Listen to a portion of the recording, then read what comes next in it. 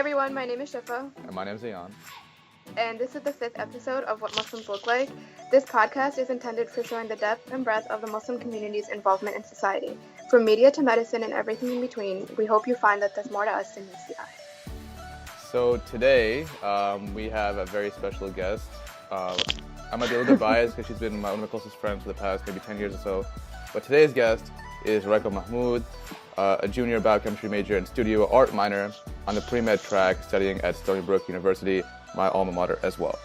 Raeqa is a founder of doodles4change, a nonprofit that aims to medically support underprivileged individuals in Bangladesh by raising money with her very own commissioned artwork. So she pretty much draws stuff, sells it, and those proceeds go to these individuals. And in just its first year of existence, Doodle has raised over almost $3,000 and helped over 4 individuals. So first of all, thank you, Raeqa, for joining us. Thanks for all the good stuff you're doing. And just from the get-go, I just want to say that I know Raeqa privately, and she really is a real deal, and I really appreciate you making time today. I'm only gonna gas you up that much for today. That's it. Wow, I don't think I've ever heard so much gassing in like the 10 years I've known you.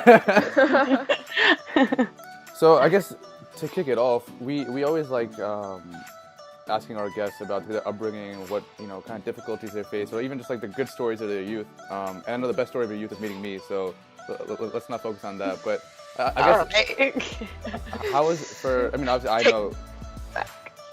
I know your childhood and how your upbringing was, but for people who may not know you, tell us about yourself and you growing up, Raeqa at age 10 or whatever. Age 10. All right. Hey guys, so my name is Raeqa, obviously.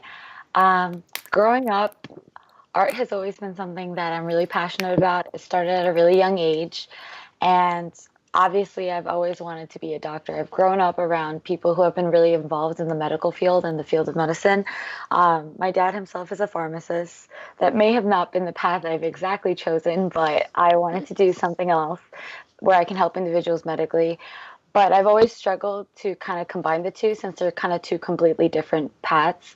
And following and pursuing a career in medicine, it's very overwhelming at times, and it kind of distracts you from all things else. Like, I've heard a lot of people who have become doctors, and they've always told me that we've had other hobbies growing up, but there was just never enough time to pursue it. And a lot of people, they try to just focus on that primarily because of the overloading work. And I've tried as much as I could possibly to keep up with it in high school. I tried to take as many art classes as I can. In college, I tried to pursue a minor, which I still am, thankfully. It is a lot of work because art classes do take up a lot of your extra time, which as a med student or a pre-med student, you should be spending studying, of course. Which is why I kind of started doodles4change, because although I am pursuing to become a doctor, I wanted to help people more personally. And as a physician, obviously, we do help individuals a lot, but I wanted to do something for people back in Bangladesh. For many of you that don't know, wait, hold on, give me a second. My laptop's gonna die.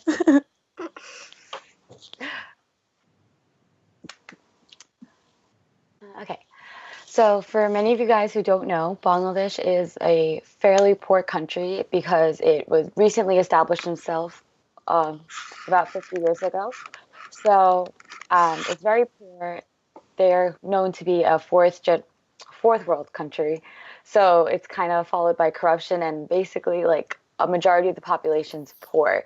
And I go back there almost twice a year nowadays, and honestly, it's a very big reality check because although most of the world is evolving medically, they are way, way back in medicine. And just with their diagnosis for people, they wrongly diagnose people.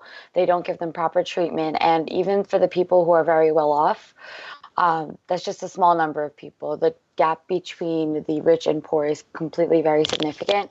And going there, I always see much poor people, and it's just really sad because I know so many people that just need basic medicine, like over-the-counter things that we take for granted, and they just don't have that.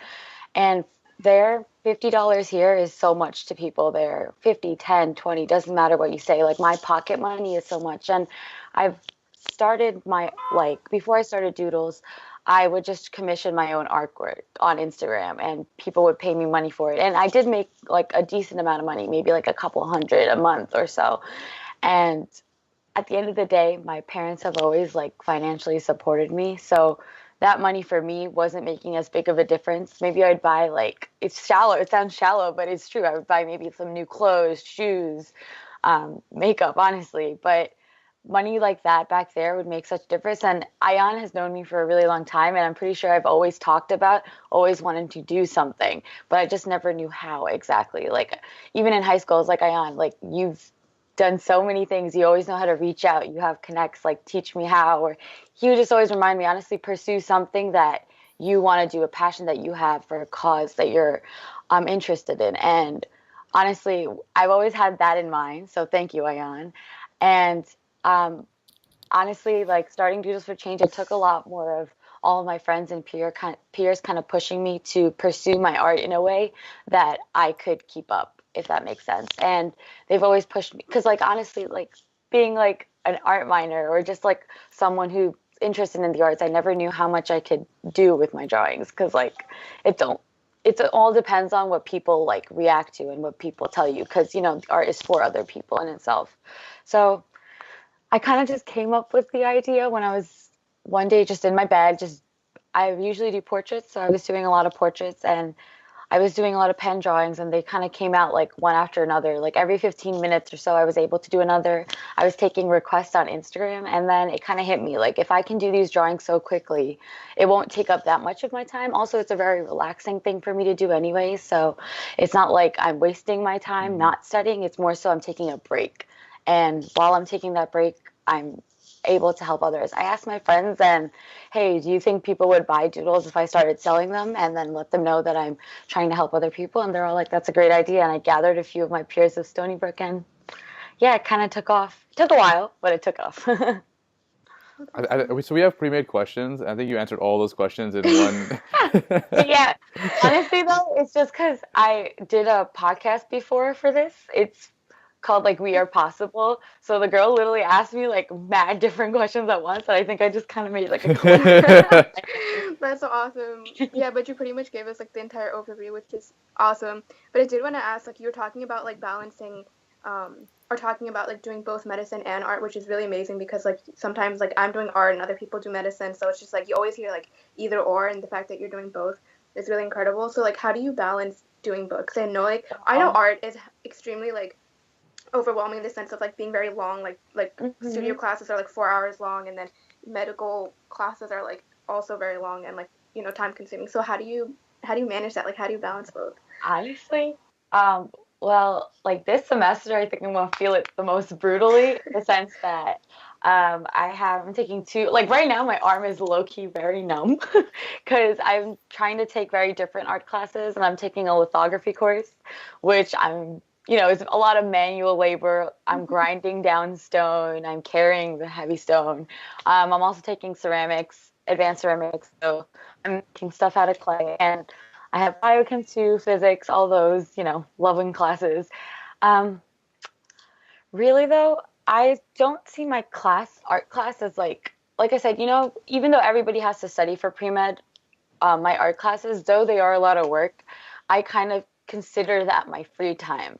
So it's more so like I'm taking away less from whether it's just, laying around watching TV, watching movies, this and that, or however else anybody else spells into free time. I focus more on just like my art itself. Like I'm like a night owl in itself. So if I'm gonna stay up late, instead of just sitting around, I usually draw and do my stuff at the same time. So even if I'm with my friends and I have, let's say, doodles drawings to do, I can do both at the same time. Or if my friends want to watch TV sometimes, I'm like, you know what? Maybe I can do my doodles and my school artwork at the same time. So I kind of combine the two so that when I'm studying for school, I can primarily just focus on studying for school.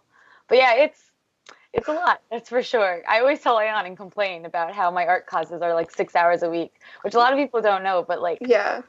pre-med classes, yeah, they're a lot of studying on your own time, but I give you a lot of credit. Art majors have so much on their plate. Like I'm just a minor and I'm like overwhelmed in the sense that they're long hours in class, and then after class you have to put in time, and like some of my friends are just like, it's just an art class, just give them Oh whatever. my God. They know you Yeah. tried your best, but I'm just like, I don't want to give in horrific Well, so work. the thing is, like, when you're taking Exactly. like if you're taking like calc or whatever, right? you're graded on just like completing the problem set. But in art, you can't rush art in the same way you can rush like an essay or you can rush like, you know, a math problem. You know what I'm saying? Because like Yeah. when you're making those sculptures or whatever the things you do, you can't like make that in an hour. Like that's like You really can't. Yeah, and you'll feel like guilty if you like turn in just like terrible work. Like you Exactly. can't. I feel like you can't give in bad You artwork. can't. It has to Like, be like from you. exactly. Like you have to spend as much time as you possibly can. And like even if like you can like, you know, pass it by your professor and like you can fool them, you can't fool yourself. And it would actually really bother you if like you hand in something that you just are not proud of. Like I know even like if people are satisfied with it, if I knew I can do better, I'm just like, gosh, I should have spent more time on it or should have focused more. It's a pet peeve of mine. 200%. Yeah, that's mine too. Like I'm like a film major, right? So like if I turn in a video that like I like half like did my best on, and like the professor said it's amazing and people say it's great, like I'm like I can't take that like into me because like it wasn't as best as I could do, and it feels so guilty like for myself. Exactly. Like, no like, one will know that, but like, you really like as someone who works in the arts, regardless of what you do, you really try to reach your full potential in it because honestly, once it's out there, you can't take it back. Right. And that's the difference between like pre-med and art in the sense that pre-med you're studying towards a goal. Once you reach it, you're good. For art, there's no like actual goal you can reach. It's always a personal goal. And if you don't satisfy it, it'll always like bring you down. I guess you can compare it to like thinking back to a class and being like, oh, I should have studied more. And instead of just like, you know, just like the average and you're but just see, like, the thing, you know, the thing is like, for example, if you had an essay that's kind of like, you know, done with like minimal work or effort, right? Only you and the professor see that essay. exactly. In artwork, right? If it's a film or if it's like a painting or a drawing or sculpture or even like music, right? Like you said before, you create art for other people to consume, right? And like all of us, we wouldn't like, if I'm making a song, right? I would want to put a song out there that's complete trash that doesn't represent who I am as a person. You know what I mean? Because that doesn't look good on me. Exactly. You know, sometimes like I can vouch for this in the sense that like last semester I took ceramics and like it's not like I didn't spend time on my work. I just kind of didn't like put so much thought into it. And like at the end of it, when we had like our final critique and like all of my artwork is out there, everyone said it was good, but on the inside I was like, oh gosh, like I was like low-key embarrassed because I was like, I could do so much better. I mean, I still did well in the class, but like this semester, since I'm taking like the advanced class, I was like, I'm gonna make sure. And it's not like I didn't spend time on it. I spent hours and hours on it. It just wasn't, you know, I wasn't giving it my all in those hours. So it's not necessarily how much time you put in. Also, it's how much focus you give to your art and stuff too. So this semester, I promised myself that I'm gonna be like working so hard, like all semester, spending hours and hours. And if I'm not like fully focused on it, I'm gonna end up with things that I just don't like, and it's just a waste of my hours at the end of the day. So. Yeah. So, Raeqa, I know that, you know, I guess like offline, we've been talking about like a long time about you making this nonprofit and doing whatever, and you've talked to me about the issues you faced. For people who are kind of trying to start, they're trying to make their own nonprofit or they have their own nonprofit, what advice would you give them, and what problems have you come across, and what solutions have you had to those problems? It's kind of a several tiered question, but yeah. So let's start with problems. Problems have definitely, we still have problems. You know, it's only a year into it, so we're still like dealing with a lot of things. Mostly one is being organized, knowing what you have to do, being on top of it, knowing what is to come. You have to like be ready for like problems because there'll be problems that you don't even expect. Everyone has their own thing, and you just need to remember like not to let those bring you down because there's going to be a lot of times you're going to be like, oh, is this even worth it? And if you want to start a nonprofit, honestly, just make sure you're passionate about it and it'll take off in its own direction. For example, I know in the beginning, one of our like major issues was just like being able to get enough people to actually see what Doodles is and maybe partake in Doodles by like filling in an order, coming to one of our events. And like, that's always hard, like, you know, fundraising and just getting the word out there about your org. It's still something that we're trying to increase and branch out to, but it's mostly a focus on Stony Brook.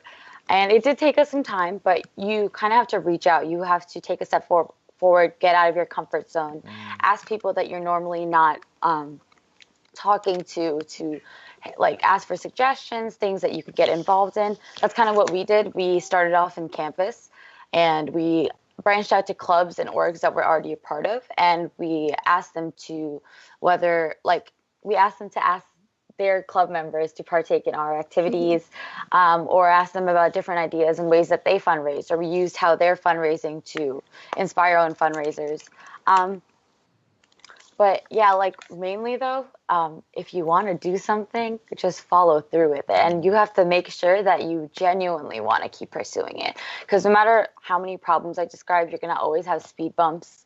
Like communication, like it's hard to like work with, like obviously completing a nonprofit by yourself is a lot of work. So definitely get people to help you out and like pick up the slack, your own slack, other slack.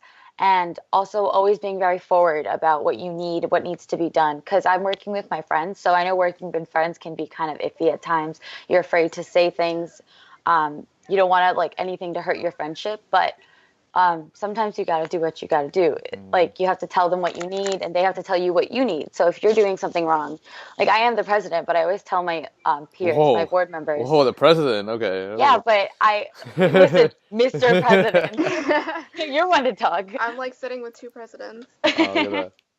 I don't know if I reach up there with Ayyan, but yeah. So, like, I always tell them, like, if there's anything I'm doing wrong, just straight up tell me. And even when I am, like, let's say I'm low-key lecturing them on, like, what needs to be done, and everybody has to pick up their own thing, or people need to do things that I'm not even mentioning. Like, it needs to come from, like, things that we need to fix and work on. I always stop with, at the end, I'm just like, just so you know, I am proud of all you guys have helped me with, and I'm very thankful for it, but all this needs to be done. But yeah, I ramble a lot. Ayyan knows this, but yeah. Not at all. Yeah, not at all. If you want to start something like a nonprofit, whatever the cause may be, make sure it's something close to your heart. Make sure it's something that you truly want to do, and there's no other reasons you're doing it. Like, because if you truly want to do something, you will pursue it. It may take some time. It's taking me years to pursue this, push this forward, but you'll have that one moment of clarity, which for me, I felt like was a year or so ago with, sadly, a friend passed away, but she was one of those friends that she's older than me. She was a role model I had. She did not pursue the arts in this way, but she started her own fashion blog and just a whole blog in general. And she was able to reach a lot of people.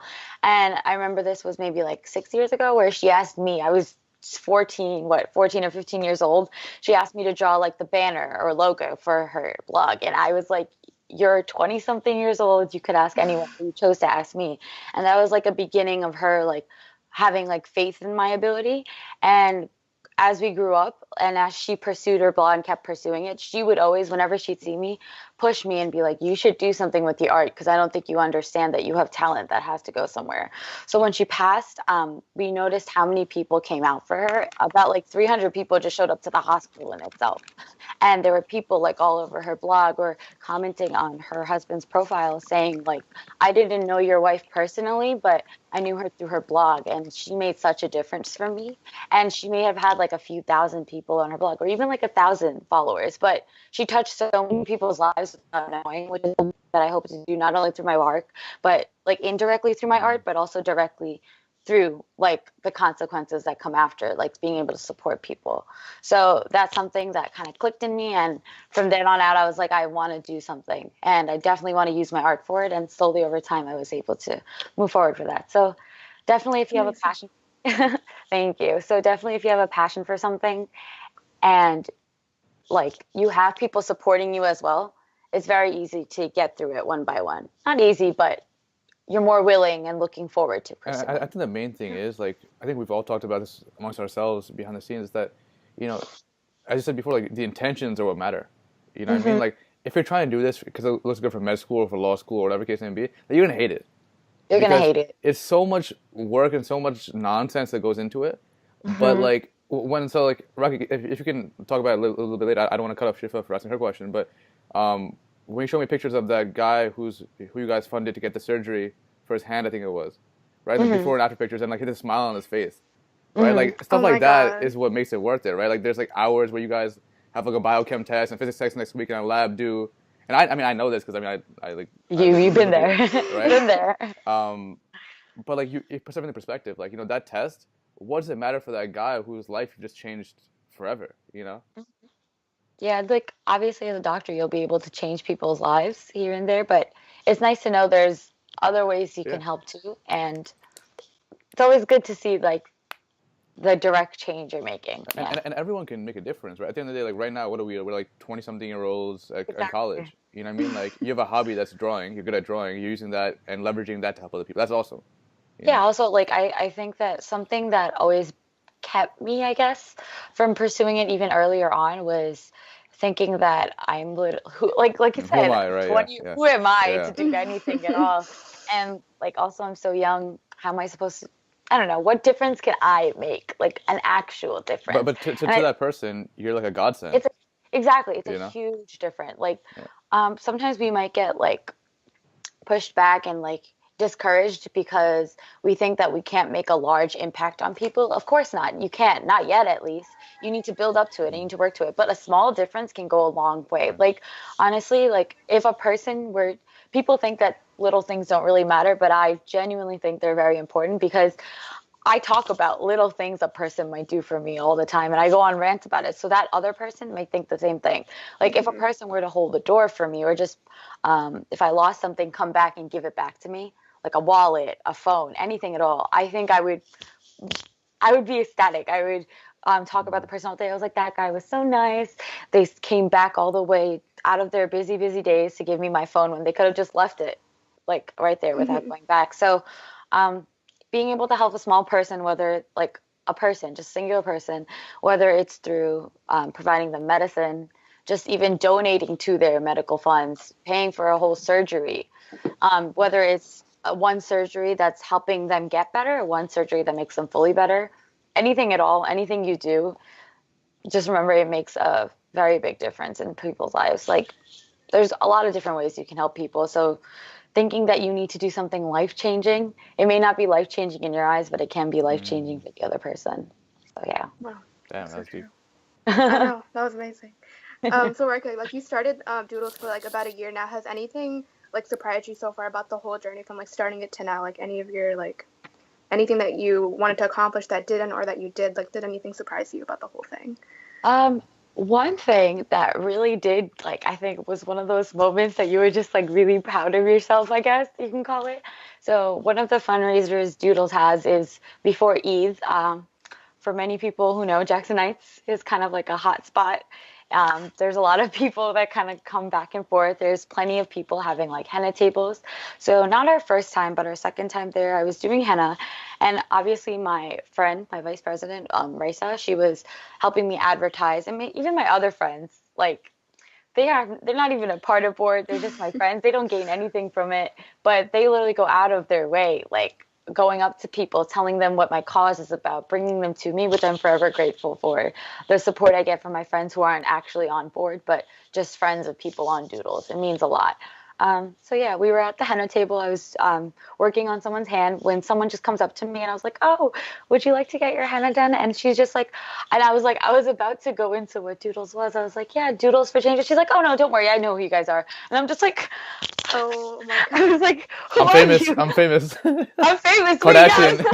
I was like, how? And I literally looked at my friend. I was like, she knows who we Oh are. my Like, gosh. yeah, but like that, just something like that. Yeah, exactly. Tears to my eyes. So, like I, like I said, little things really do make a difference. That in itself, and then people at school. I think we've had what a total of a semester and a half at school. This would be our second semester, kind of um, working with Doodles at school, but first semester or so, we kind of had to like push for people to like know who we are, to collab with us, work with us on campus, and know who we are, what we're about. And then towards the end of last semester, I had orgs that I did not even know about reaching out to me, asking if Doodles would collab with them. And we're still Wow. not, yeah, and we're still not a club sanctioned on campus. We're just like our own nonprofit working with clubs on campus. So it really meant a lot that they came out to us, think like, and they thought that we had like a standing or we were good to work with, and they wanted us to help them with their fundraiser. And we have a couple of clubs on campus who have been really, really helpful, like DCI, Distressed Children and Infants International, which works with orphans in Bangladesh to support them, and then Project Sunshine, which work with children at the hospital. So both of them have worked with us a lot, and they have helped us significantly having fundraisers on campus, building our platform. And they're always coming to us. They're like, "Hey, if you guys want an event for yourself, entirely, we're really looking forward to having one with you, and we'll work with you however you want to, because they've had events and we've like helped them a lot too. So they're willing to do the same back, and that's always like a plus. Yeah, so it's been good. Yeah. So I guess this is a two-part question, and you can either answer one or the other, or both of them if you want. So we like to ask people, kind of what their past is like, and also what their future is gonna be like too, or what they want the future to be like. So one, where do you see Doodles in 10 years, right? Mm-hmm. And two, where do you see yourself in 10 years? Yeah, so a lot of people have asked me specifically. I think I remember this is me and my friend going to a med school admissions fair. So admissions officer was looking at my resume, and she's just like, oh, what's Doodles? We explained it to her, and she's just like, oh, it's really great. But she's like, a lot of nonprofits, med schools do ask you, how are you going to maintain med school and continue this nonprofit, which is a completely valid question. So since my personal nonprofit has to do with, like I said, artwork, commissioned artwork, being able to pay for medical costs, in the future, I hope that, and I'm pretty sure art will always be something that's a relaxing thing for me. So med school is definitely stressful. Residency, everything that comes afterwards is a stressful situations you're going to be under, high intensity, and you're always going to need a break. Like, you should never do anything continuously. Like, you always need to give yourself a break, some time to yourself. And I feel like Doodles will be that time for me, because I don't really look at it as work. I look at it as something I enjoy, and something I enjoy being able to help others in a positive way. And I think that's how I'll be able to have time to do it. And also, I have like a bunch of other board members who are also as passionate about it as I am, who will probably use it, work with it the same way whenever they have free time. But the main like time consuming thing is mainly like the artwork, which is why a lot of people ask me. Like I said, art majors have a lot to do, and like they ask me how you're going to be able to draw and everything, and I think it's always going to be something I'm going to be doing in my spare time. And honestly, who doesn't like making artwork for other people? Like, if they get all happy receiving it, and it just makes you happier when they get it. And for hopefully once I become a doctor, I always wanted to start my own clinic, and though I could hopefully start one here too, I kind of want to start my own little one in Bangladesh, hopefully in a rural area, and I will be able to work there too when I'm there, or like micromanage it, because right now I do go once or twice a year, and I do spend a fair amount of time. I think yearly I maybe spend like a total of 4 to 6 weeks there, which is a fair amount of time. I also have a lot of family there. So I kind of wanted to start a clinic there later too. This is much, much later in the future, but then I will actually not only be able to fund surgeries, but I will maybe be able to work them myself. So that's something that I hope to do. Yeah. That's awesome. Those are like 10, 15-year goals. But yeah, that is definitely a goal of mine. Inshallah, you achieve them all and more. Inshallah. Yeah, I really do hope so. Yeah, you were extremely passionate and like so dedicated. So like I can totally see this happening, like even hopefully before that. Hopefully. Yeah, some people kind of tell you not to dream hard. You can have absurd dreams. But honestly, go with it. Like, who knows how far it'll go? Maybe it won't go far at all. Maybe it'll go really far. But honestly, it's better to not regret than to regret 10 years from now. Like, I don't want to be a doctor. And though I did complete a dream of mine, I don't want to like store away my other little dreams. Like, I'm pretty sure Ayyan is a perfect example of trying to accomplish like all of these dreams. Oh yeah. Since I know him personally, I knew him before when he wanted to, become an engineer. But he's like, I don't want to become a politician. I want to become a lawyer. I want to become a musician. He wanted to do it all. And like, I would laugh at him, of course, because I was like, you're absurd. But I would always be in support, being like, you can do it if you want to. And he was always there for me too, which was great. Like, I completely understand. I was telling Ayyan a few days ago, since I saw him, trying to pursue his musical dreams, I was just like, like I remember in high school when I would kind of like do music a little bit, and it was kind of like, I kind of think back at it, and people always tell me like, oh, you should have pursued singing too. And I'm just like, yeah, but I'm doing art in this, and it's also a lot, but I don't want to look back 10 years later and being like, oh, maybe. Like, it's always, maybe it's like an internal thing, like I just keep it to the side, but it's still there. Like, when you're a little kid, people always tell you like, oh, kids always are like, oh, I want to be an artist, I want to be a musician, I want to be an astronaut, I don't know, random things that some people don't think are really viable dreams. And maybe especially like in our community itself, people are just kind of like, oh, that's not going to make you real money. But honestly, what's real money if you're not happy doing what you want to do? And that goes back to like my friend that passed away. Like she was part of our same community, but she pursued things that most of us wouldn't. Like she pursued a career in fashion. She would go do the headquarters of certain like well-known blogs, or go to like some chef's thing. Like she wasn't pursuing a career like necessarily where it's all about like her studying and the things she did in college. She was more so pursuing things that are interest of hers, like various different kinds of interests. And she was blogging about it, and that made her really happy. And she may have not been making like an insane amount of money, but whenever I think back, I'm like, that's the kind of life I want, a life where I'm really happy in the future. I'm doing what I love. And I think the path I'm trying to start following is so. I think Russ, in an interview one time, the rapper Russ, he said, "It's easier said than done, but if it can be said, it can be done." Mm-hmm. You know what I mean? It's so true. Yeah. And at the end of the day, like the people who say like that's not viable, that's not practical, what I've always found is like they're channeling their negativity or their lack of limitations. Limitations on themselves. And like Raeqa knows this, and you know this too. I've always found that to be like garbage, right? It's like, listen, I could like, let's say I try something and it doesn't turn out to be good. At least I tried it. Mm-hmm. You know what I mean? Like, Yeah. like I Don't know. let it bring you down. Yeah, exactly. So I think for And I anyone think watching this, sorry, go on. No, it's fine. I just think a lot of people get like brought down when like something doesn't work out in their favor. They're just like, oh, there's no point in pursuing it. But like you can always find many different ways to make things work. It's not one solution. There's a lot. And if you think about all the rappers or musicians, like they didn't just get there. They came across their own difficulties, some worse than others. Some just got lucky, but you don't know until you take the chance. And who knows, like maybe you won't become like a very like a renowned or anything. You won't be known worldwide or internationally, but like I said, like just being known in my small community means a lot.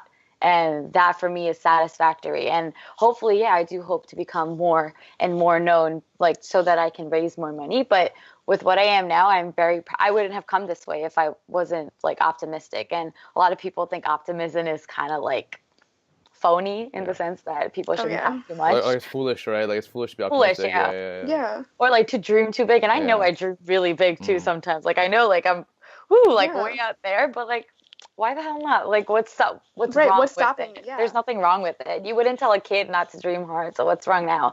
Honestly, sometimes I think that when you're a kid, all that optimism you have, almost like honestly in my opinion, I think most young kids are optimistic with their dreams. It's honestly society in itself that brings them down, saying that they can't do it or they lack that. I know that's really cliche, but that's so true. Like you go up to a kid and be like, do you think you can do this? They'll be like, yeah. You go up to like even someone my age or like a teenager, they'll be like, I don't really know. Like yeah, it's like if you're it's like if you're 5 and like people ask you what you want to be when you grow up, and then you say astronaut, and then like 21 years later, if someone still asked me, like if I said astronaut now, they'd be like laughing their heads off. But it's just like you shouldn't. Like that shouldn't be a thing.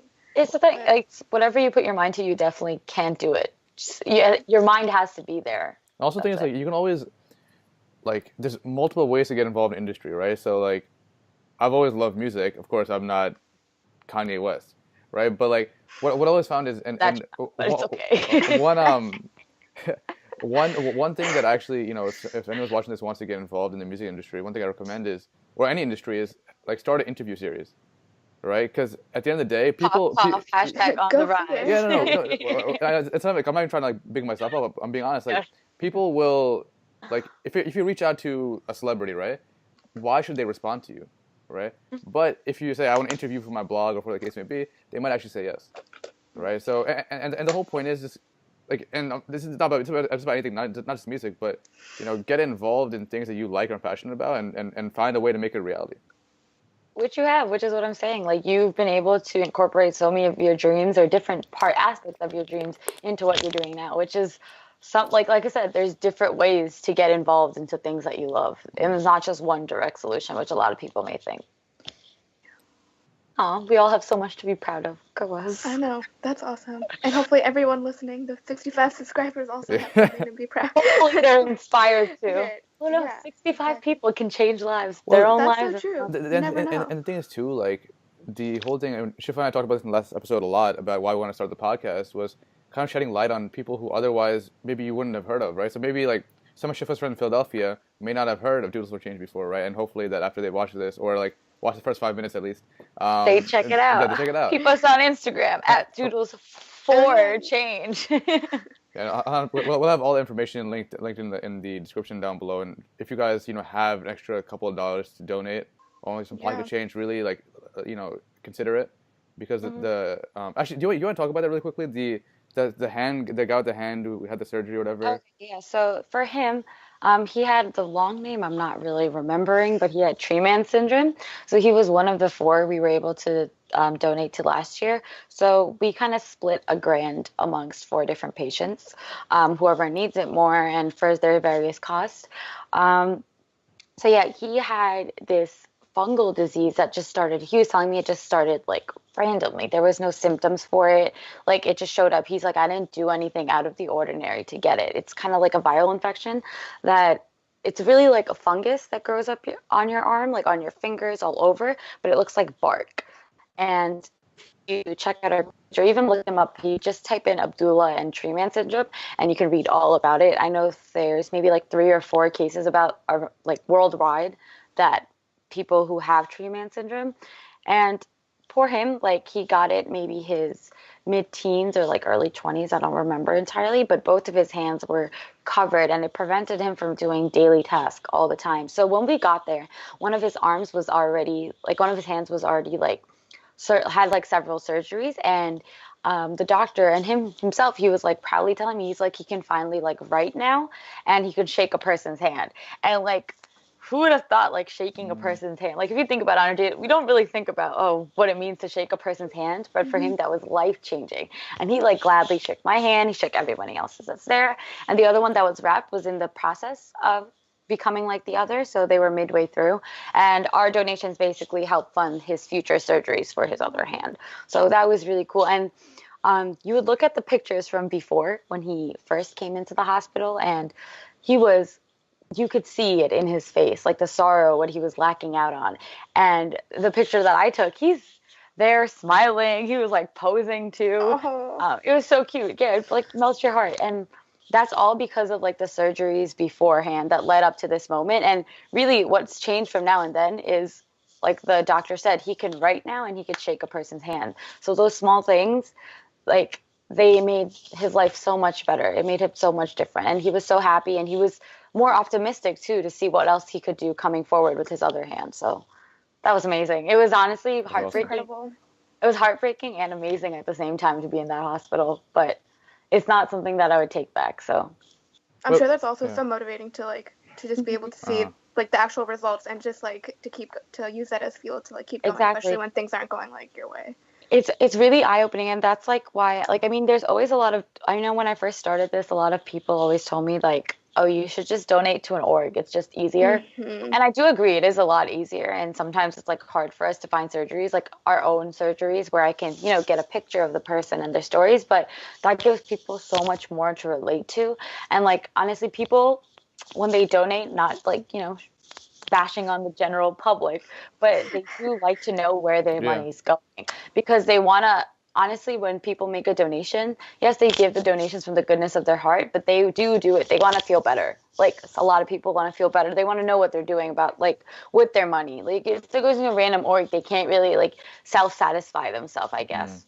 Yeah. It's just like completely. When you're paying for something directly, but when you donate to a cause and then you see what happens after, like you see where your money's going, it feels so much better, and you want to donate more. Like you have the desire to donate more at least. So it's great, because like I know that even like with a lot of the patients, I wasn't able to directly see the difference. For one of them, I was actually, because we were able to fund like a complete surgery. I forget what it was called, but it was a young boy. I know, like my uncle was telling me, his father was apparently crying to a surgeon saying that he has no money to afford this. And I had like, it was completely different from the hospital that I was going to. But I was like, you know what? I think for us, it costs like $300 something-ish, and it was like something around his like hernia or something like along those lines. And the boy, he was like a young boy. He was younger than me and you, all of us. He was like maybe under 10, and it fully funded his surgery. So that was amazing to see too. Alhamdulillah. But then there was also like a young girl when I came in, and she had a massive tumor on her arm. She came into the hospital at like 8 years old roughly, and she was from like a very, very poor village, and they just brought her to Dhaka Medical because that was where most people like traveled to. It was a hospital that runs mostly on funds and stuff. So she has a massive tumor, and this is what was really sad, and I'm pretty sure I told Ayyan already, but for those of you who don't, I'll share it with you. So the massive tumor, she was laying in bed. She couldn't even move because the tumor weighed more than her own body weight, because when she came to the hospital, she was malnourished. So they were telling me how the moment when I got there, I looked at it, and I'm, like I said, a pre-med student. Like, you only have so much knowledge as a pre-med student. But I looked at it, and the doctor was telling me how they've been funding for research, trying to figure out what the mass was. And I was like, I looked at it, and I was like, are you sure that's not a, like, overly metastasized tumor? Because that's, like, it looks like so, right? And, like, from what I sound like, and I feel like I've read upon like tumors just like growing intensely when it's not treated properly or under like certain conditions. And the guy's like, no, we've checked for it to be a tumor. Blah, blah. He started going off about what other diseases it could be. And I'm just like, okay, but I was like, I'm pretty sure it's a tumor. And he's like, no. And they were doing research and like caring for her for a total of 3 whole years. So our funds, like we donated to her research. And obviously our funds weren't entirely what changed everything, but it was a partial to it. A few weeks later, I come back like to America, and my cousin who went with me to the hospital sends me a link to this same girl. Her name was Muktamina. And the link was talking about how they finally discovered it was like a 20-pound tumor on her arm, and they're going to surgically remove it. And I was oh my God. I was like, are you serious?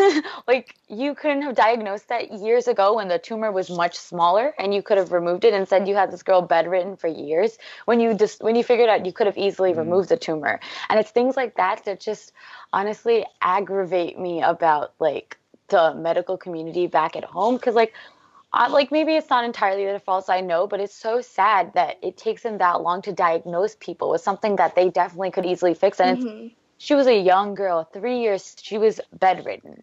She could not move. She could not be like, go to use the bathroom on her own, nothing. She was just laying in bed. And I was like, that's something that you could have changed. And I know this from personal experience too. Like one of my uncles, they diagnosed him with, I think, lung cancer or something, a form of cancer, when really he had tuberculosis, and he was paralyzed because of it, because they were late to diagnose.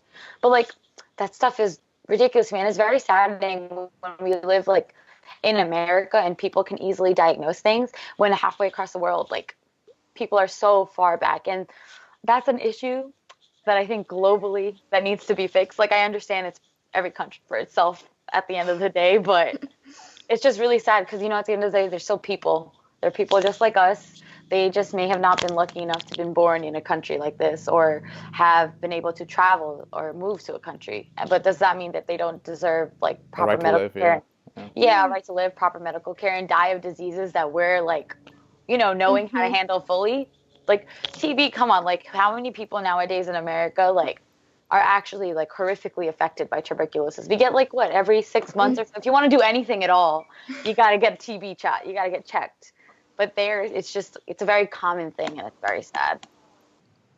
And people reach the point of being paralyzed or brain damaged, and it's very sad. Yeah. Wow. Well, that was deep.